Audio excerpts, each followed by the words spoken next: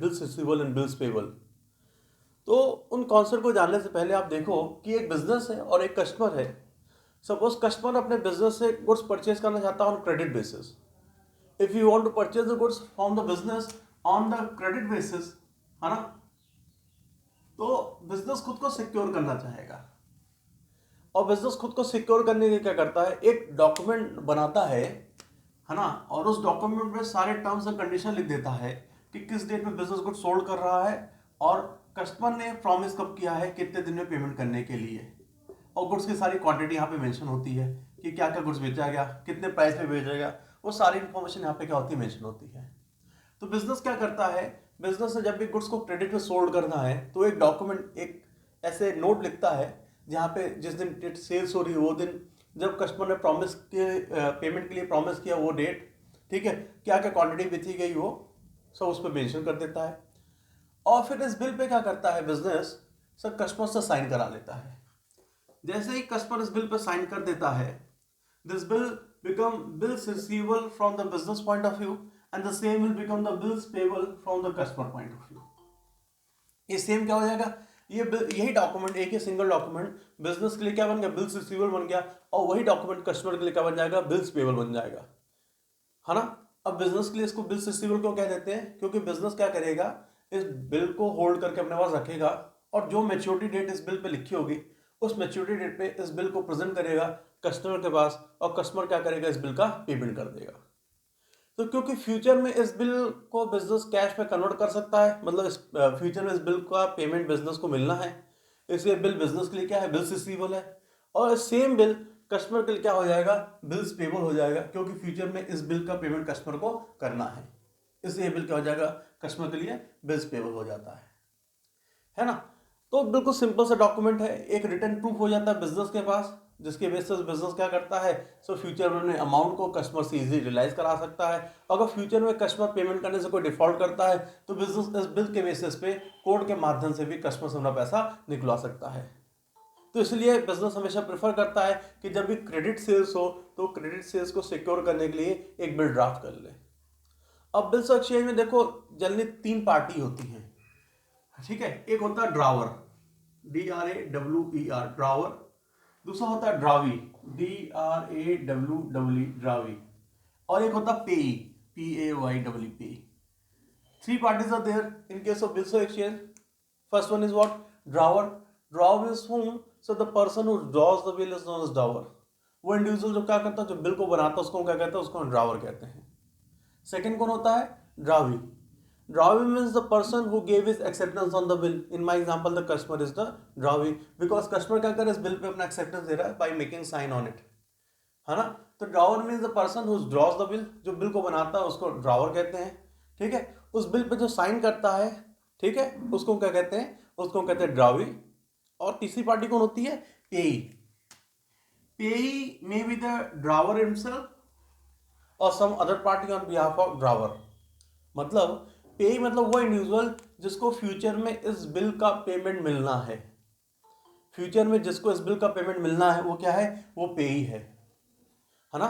Future में bill का amount receive होना वो क्या है, वो पेई है।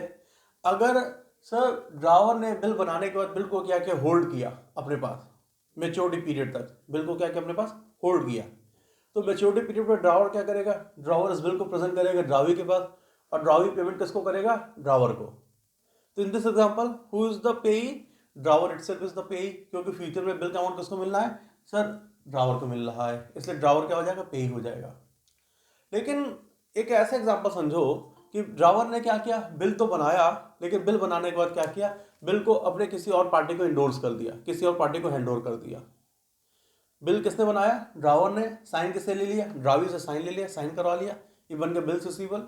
उसके फिर ड्रावर ने क्या किया, इस पार्टी को, इस बिल को किसी और को हैंड ओवर कर दिया। अगर ड्रावर ने इस बिल को किसी और को हैंड ओवर कर दिया तो that party become what, that party become the पेई, क्योंकि फ्यूचर में वो पार्टी क्या करेगी, बिल को प्रेजेंट करेगी ड्रावी के पास, दैट इज कस्टमर के पास, और कस्टमर क्या करेगा, उस पार्टी को पेमेंट कर देगा, है ना।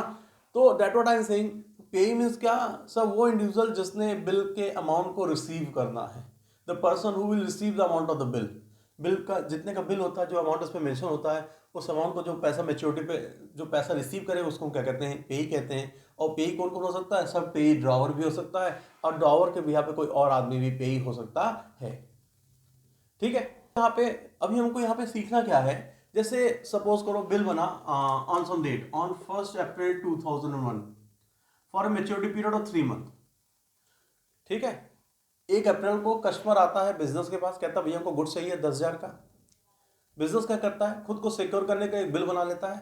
बिल पे क्या लिखता है, जिस डेट पे सेल्स हुई आज की डेट, और वो डेट जिस डेट पे क्या हुआ कस्टमर ने प्रॉमिस किया पेमेंट करने के लिए, दैट इज 3 मंथ लेटर, है ना। तो हमको सबसे पहले तो ये सीखना है कि सर वो मैच्योरिटी डेट जिस दिन पे हम बिल को प्रेजेंट करेंगे और पार्टी से पैसा रिसीव करेंगे, वो डेट कैसे फाइंड करें, है ना। सबसे पहले तो वही सीखना है, how to do the calculation of maturity date of the bill. Maturity date means क्या सर, वो डेट जिस दिन पे बिल क्या है एलिजिबल होता है कैश में कन्वर्ट होने के लिए। हमको ये डेट भी सीखनी है, और हमको सीखना है what are the entries which will pass in the books of the drawer. Drawer क्या, जब सेल्स होती है, जब बिल बनता है, जब बिल का पैसा रिसीव होता है, तो ड्रावर क्या क्या एंट्री पास होनी है, और ड्रावी क्या क्या एंट्री पास होनी है। हमको वो जर्नल एंट्रीज भी सीखनी है। ठीक है, तो चलिए very first will begin with finding the doing the calculation maturity date, कि मैच्योरिटी डेट का कैलकुलेशन कैसे करते हैं, और मैच्योरिटी डेट का कैलकुलेशन सीखने के बाद फिर हम एंट्रीज की बात आगे करेंगे आपसे। तो हम जल्दी से प्रोसीड करते हैं for finding the date of maturity. ये सीखेंगे कि कैसे डेट ऑफ मैच्योरिटी फाइंड की जाती है। सपोज एक बिल बनाया जाता है ऑन 5 जैन 2001 को for a period of 2 month, 2 महीनों के लिए। तो ये बिल कब मैच्योर होगा, मतलब ड्रावर कब इस बिल को ड्रावी के पास प्रेजेंट करेगा पेमेंट रिसीव करने के लिए, बिल का अमाउंट रिसीव करने के लिए। बहुत आराम से इजीली हम कैलकुलेशन कर सकते हैं, कैलकुलेशन में कोई हेडेक हमको लेना नहीं है। ठीक है, bill started for period of 2 month. तो देखो 5 जैन से कंसिडर करेंगे, तो 5 जैन से 5 फेब तक 1 मंथ हो गया। ठीक है, फिर 5 फेब से 5 मार्च तक 2 मंथ हो गया। ठीक है, मंथ के केस में कैलकुलेशन बहुत आसान सा है, जिस डेट पे हमारी टाइम पीरियड शुरू हो रहा है हम वहीं से कंसिडर करेंगे। जैसे 5 जैन को शुरू हुआ, ठीक है, मंथ के केस में हम डेज को लेकर बॉदर नहीं होंगे। 5 जैन को शुरू हुआ तो 5 जैन से 5 फेब कितना मंथ हो गया, 1 मंथ हो गया। और फिर 5 फेब से 5 मार्च कितना मंथ हो गया, 2 मंथ हो गया। ठीक है, अब सर डेट तो थी 5 of March, plus sir 3 days मिलते हैं एज एन ग्रेस, है ना। ये कोर्ट की तरफ से है कि 3 डेज क्या होते हैं as per the law, negotiable instrument act क्या करता है, परमिट करता है 3 ग्रेस डेज, 3 दिन ग्रेस का। सर बिल मैच्योर हुआ था 5 ऑफ मार्च को, 3 दिन ग्रेस के हो गए, तो कितना दिन हो गया सर 8 ऑफ मार्च। तो what is the date of maturity if a bill is drafted on 5 of Jan, ठीक है, 2001, तो what is the date of maturity for sir the date of maturity will be 8 of March. हम बड़े आराम से क्या कर सकते हैं, डेट ऑफ मैच्योरिटी का कैलकुलेशन कर सकते हैं। आप कोई और एग्जांपल रख लीजिए, आपने रख लिया सर 15 ऑफ अप्रैल, ठीक है, for a period of 3 month. अगर बिल बन रहा 15 अप्रैल को कितने महीने के लिए, 3 महीने के लिए, कोई अटैक नहीं है। सर डेट ऑफ मैच्योरिटी कैसे फाइंड करनी है, तो तुम्हारा वही कैलकुलेशन पहले जैसा कि बिल बनना 15 अप्रैल को, तो 15 अप्रैल से 15 मई 1 महीना, ठीक है, फिर 15 मई से 15 जून 2 महीना, फिर 15 जून से 15 जुलाई 3 महीने हो गए ना। सो 1 मंथ 2 मंथ एंड 3 मंथ ये हो गए, plus again the same thing sir 3 days of grace. तो हमने क्या किया 15 जुलाई में 3 ग्रेस डेज ऐड कर रखे, तो 18 ऑफ जुलाई। ठीक है, तो what is the date of maturity, the date of maturity will be 18 of July, 18 जुलाई हो जाएगी, है ना। तो और भी एग्जांपल ले सकते हो, मैंने कुछ एग्जांपल और भी यहाँ पे लिखे हुए हैं आपसे डिस्कस करने के लिए, लेकिन उससे पहले कुछ और एग्जांपल ले लेते हैं। ठीक है, जैसे अब मैं तुमसे बात करता हूँ, सपोज अब बिल इज ड्राफ्टेड, कोई भी डेट रख सकते हैं, सो 20 जून for a period of 1 month. तो मुझे कैलकुलेशन यही देखना है, अगर बिल बन गया 20 जून को for a period of 1 month, तो कहोगे सर 20 जून से 20 जुलाई 1 मंथ हो गया, प्लस 3 डेज ऑफ ग्रेस। तो 3 डेज ऑफ ग्रेस क्या हो जाएगा हमारा सर 20 का 3 डेज जोड़ लो इसमें, तो कितना हो गया 23 of July is the date of maturity. आने बड़ा आराम से 23 जुलाई क्या फाइंड कर ली, डेट ऑफ मैच्योरिटी फाइंड कर ली। वैसे मैंने कुछ ऊपर भी एग्जांपल लिखे हुए हैं, यहाँ पे आपको क्या फाइंड करना है, यहाँ पे आपको डेज ऑफ मैच्योरिटी फाइंड करना है, तो आप आराम से कैलकुलेशन कर सकते हो, है ना। सपोज ये सबसे इजी है जिसको तुम आराम से कर लोगे आंख बंद करके। Bill is drafted on 1st of Jan 2017 for a period of 2 month. अगर बिल बनाया जाता 1st Jan 2017 को कितने महीने के लिए, 2 महीने के लिए, तो डेट ऑफ मैच्योरिटी कैसे फाइंड करेंगे इजिली सर, 2 महीने के लिए तो 1st Jan से 1st Feb 1 महीना हो गया, फिर 1st Feb से 1st March 2 महीने हो गए हमारे, ठीक है सर। बिल ही बना 2 महीने के लिए, 2 महीने हो गए, प्लस 3 डेज ऑफ ग्रेस, तो तुम इसमें 3 ग्रेस डेज ऐड कर दो, तो कितना हो गया यहाँ पे sir 4th of March is what, this 4th of March is the date of maturity, ये हमारी मैच्योरिटी डेट हो जाएगी। In the same way suppose a bill is drafted on 28th of Jan for a period of 1 month. अब ध्यान से देखना, bill is drafted on 28th of Jan for a period of 1 month, 1 महीने के लिए बना। अब देखो ध्यान से, तो सर 28 Jan से सर 28 फेब में 28 डेज तो आते ही आते हैं, ठीक है। 28 Jan से 28 फेब 1 मंथ हो गया, प्लस 3 डेज ऑफ ग्रेस जब इसमें आप ऐड करेंगे ना, तो देखो फेब तो कंप्लीट हो गया, क्योंकि फेब तो होती है 28 की, और इस बार लीप ईयर नहीं है क्योंकि ये 2017 है ना।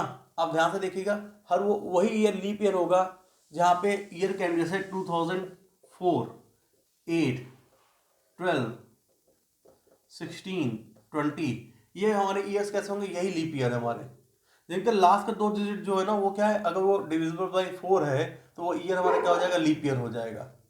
तो तुम देखो ये सारे ईयर्स के हमारे लीप ईयर हैं। 17 जो आ रहा है ये क्या डिविजिबल बाई 4 है, अच्छा ये 17 जो आ रहा है क्या ये डिविजिबल बाई 4 है, नहीं सर ये डिविजिबल बाई 4, ये कंप्लीटली डिविजिबल बाई 4 नहीं है ना, इसलिए 2017 हमारा लीप ईयर नहीं होगा। अगर सर 2017 हमारा लीप ईयर नहीं है, मतलब फरवरी कितने दिन की है, फेब तो सर 28 दिन की। तो अगर बिल बना 28 Jan को, तो 28 Jan से 28 फेब तक 1 महीना पूरा हो गया, 3 डेज ऑफ ग्रेस भी ऐड करने हैं, तो ये जो 3 डेज होंगे कब के होंगे सर 1st फेब के बाद क्या था मार्च, तो 1st March, 2nd March and 3rd मार्च, तो इस केस में बिल की मैच्योरिटी क्या होगी 3rd of March हो जाएगी, ठीक है। बड़ा इंपॉर्टेंट सा है कि सर जिस दिन बिल बना उस दिन से नेक्स्ट मंथ के उसी डेट पे 1 महीना कंप्लीट होगा, जिस दिन बिल बना उस दिन से नेक्स्ट मंथ के उसी डेट पे 1 महीना कंप्लीट होगा। देखो यहाँ पे वही हो रहा है, 28 जनवरी को बिल बना तो 28 जनवरी से सर नेक्स्ट मंथ की उसी डेट पे क्या होगा 1 महीना कंप्लीट हो जाएगा। लेकिन इसके कुछ एक्सेप्शन, जैसे तुम ये देखो, if bill is drafted on 30 Jan for a period of 1 month, तो यहाँ पे दिक्कत आएगी। अगर बिल बना 30 Jan को, तो ध्यान से देखो है ना, if bill is drafted on 30 Jan, तो 30 Jan से सर 30 फेब में 30 दिन होते हैं क्या, नहीं सर फेब में 30 दिन तो होता नहीं। अगर फेब में 30 दिन होते हैं तो फेब का आखिरी डेट कौन सा है, सो 28th of Feb, तो हम यहाँ पे 1 महीना कम मानेंगे, 28th of Feb को 1 महीना मान लेंगे, ठीक है। 30 जनवरी को बिल बना तो अब 30 Jan से लेके 30 फेब तक, सब फेब में 30 दिन नहीं होते, तो फेब का आखिरी डेट कौन सी होती है, फेब मंथ की आखिरी डेट होती है 28, तो मैंने यहाँ 29 लीप ईयर के केस में, और तुमको पता 2017 में लीप ईयर नहीं है। तो अगर 30 जनवरी को बिल बना तो 30 फेब, सब फेब में 30 दिन नहीं है, तो फेब में कितने दिन, 28 दिन, तो 28 फेब को क्या हो गया 1 महीना पूरा हो गया, 1 महीना पूरा हो गया, और 3 डेज ऑफ ग्रेस फिर से आप ऐड करेंगे, जैसे आपने यहाँ पे 3 डेज ऑफ ग्रेस ऐड किया है ना, तो आपकी बिल की मैच्योरिटी क्या होगी सर 3rd of March, 28 का 3 दिन जो आएंगे वो मार्च के होंगे, तो 3 डेज कितने होंगे 3rd of March, है ना। और सपोज मैं यहीं पे आगे कंटिन्यू करता हूं कि अगर मान लो क्या होता, अगर इसी क्वेश्चन आपको क्वेश्चन दिया होता that the bill is drafted, है ना, अब ध्यान से देखो इसको, suppose a bill is drafted, एक बिल जो है वो ड्राफ्ट किया गया है, ठीक है, on 31st of Jan 2017 for a period of 1 month. अगर बिल ड्राफ्ट किया गया तो 31st Jan को 2017 को कितने दिन के लिए, 1 महीने के लिए।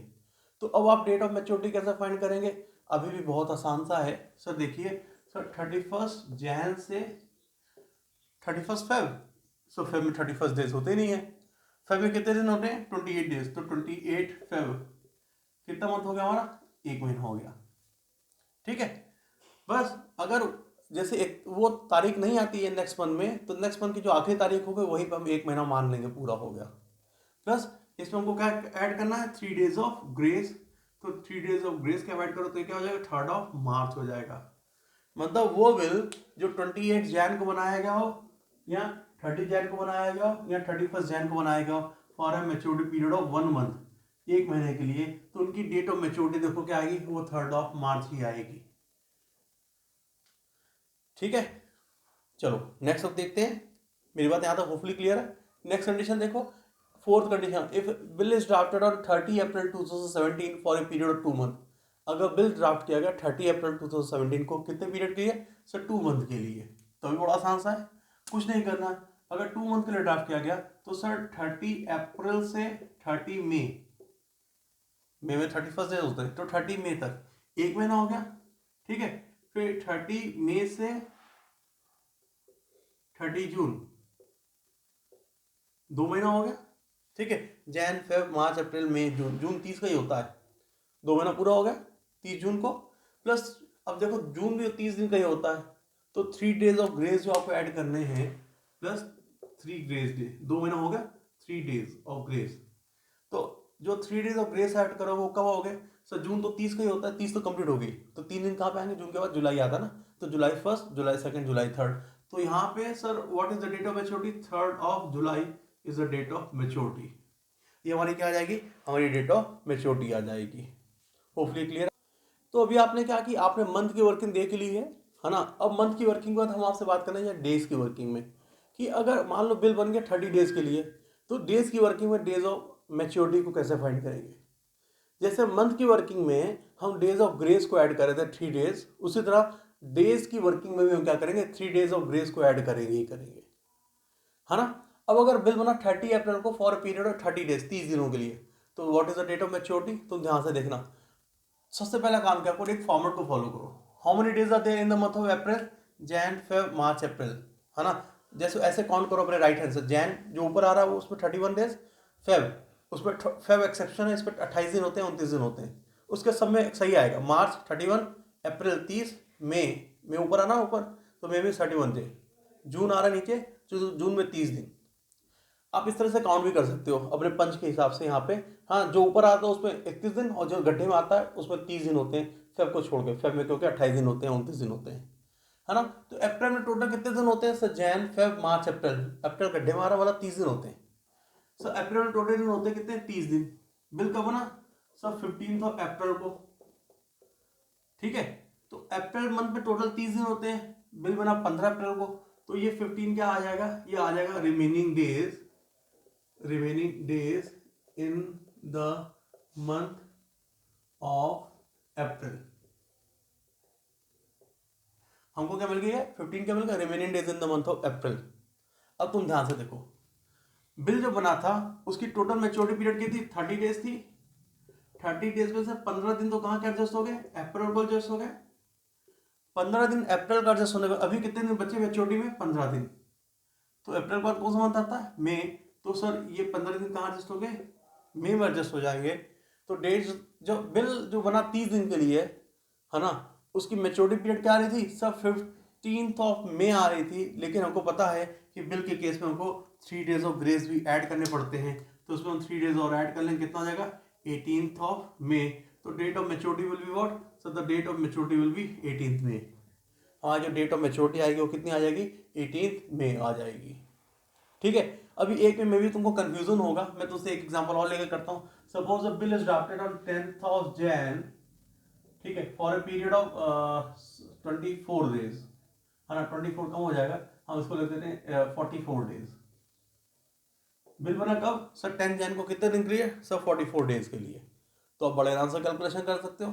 सबसे पहला काम, बिल कब बना सर, जैन में बना, तो how many days are there in the month of Jan, तो कहोगे sir 31 days are there in the month of Jan. Jan तो कितने दिन, जैन में 31 दिन होते हैं, है ना।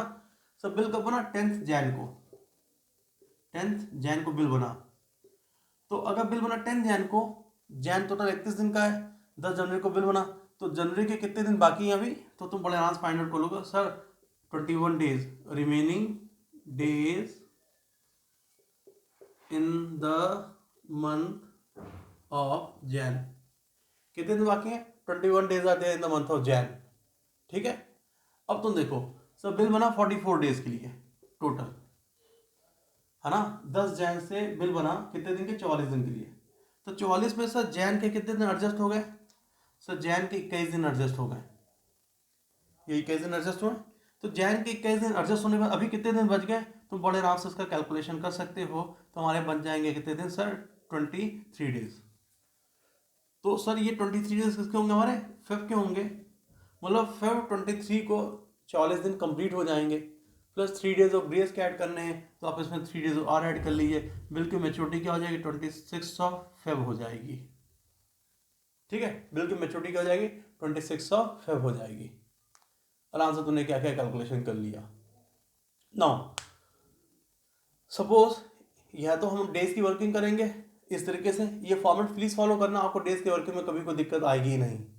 अब एक चीज और ध्यान से देखना, सपोज मैं तुमसे एक एग्जांपल लेता हूं, अ बिल इज ड्राफ्टेड ऑन 26 दिसंबर, ठीक है, 2000 एंड सम ईयर रख लो 2 फॉर पीरियड ऑफ 1 मंथ, ठीक है,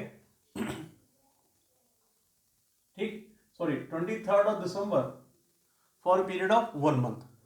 अगर बिल बना 23 दिसंबर को, एक महीने के लिए, तो बिल की मेच्योरिटी क्या है, तुम ध्यान से देखना, ये तो मंथ की वर्किंग है, तुम आराम से कैलकुलेशन कर सकते हो। तुम कहोगे सर 23 दिसंबर से, दिसंबर के बाद कौन सा मंथ आएगा, और फिर से हम आएंगे जैन पे, तो 23 जैन तक एक महीना हो गया, यहां से यहां तक 1 month, plus 3 days of grace जब हम ऐड करेंगे तो कितना आ जाएगा, 26 जैन। 26 जैन है ना, 26 Jain is a national holiday, है ना, तुम जानते हो 26 जैन को क्या हुआ था, है ना, इज द नेशनल हॉलीडेज। तो in case of national holidays जो बिल की मेच्योरिटी होती है वो क्या होती है, वो एक दिन पहले हो जाती है ना। तो बिल की जो मेच्योरिटी होती है वो क्या होती है, वो एक दिन पहले हो जाती है।